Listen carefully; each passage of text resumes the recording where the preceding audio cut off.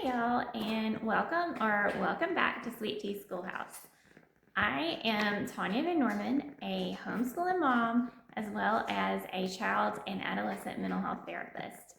And as a child and adolescent therapist, and now a homeschooling mom of an incredible little ADHD girl, I have seen both sides of the story.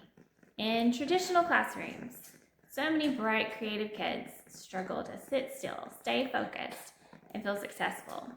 But when I started homeschooling, everything changed. I realized ADHD kids don't need to try harder. They need environments and tools that actually work with how their brains are wired. Homeschooling gave us the freedom to move when we need to learn through hands-on activities, create a calm, supportive rhythm that fits her energy. But even at home, focus, frustration, emotional regulation can still be challenging.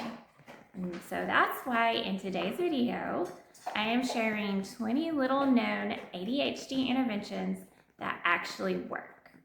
Simple, realistic things that you can start using right away to help your child feel calmer, more confident, and more capable.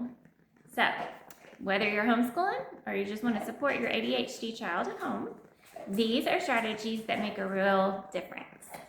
So, grab your coffee, get comfy, and let's dive in.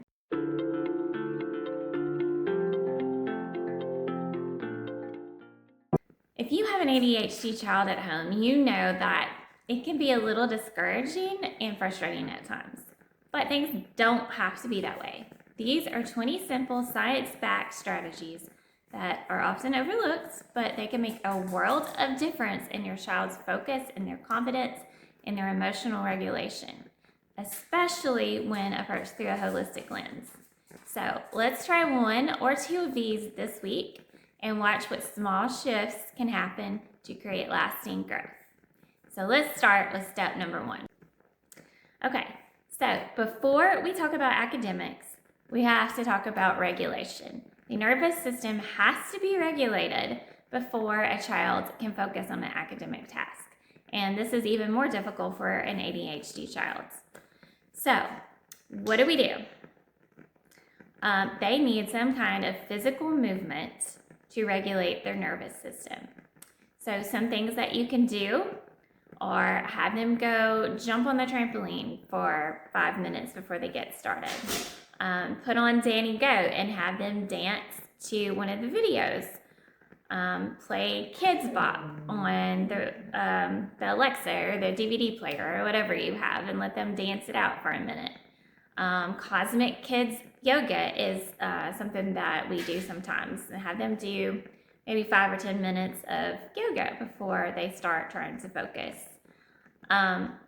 Any of these things, as long as they are moving their body, even going for a walk before you get started, just have them move their body in some way before you sit down and try to start teaching academics. That way their system will be regulated and ready to focus. It's amazing how just like 5 minutes of movement can help my daughter regulate and focus so much better. And we do this in between every subject. So we're done with reading. She gets up, she does a little dance break. Then we get back to, say, math. And then math is done. We put on some Danny Go, dance to a little video, and then it's time for science, and so on until we're done with our lessons.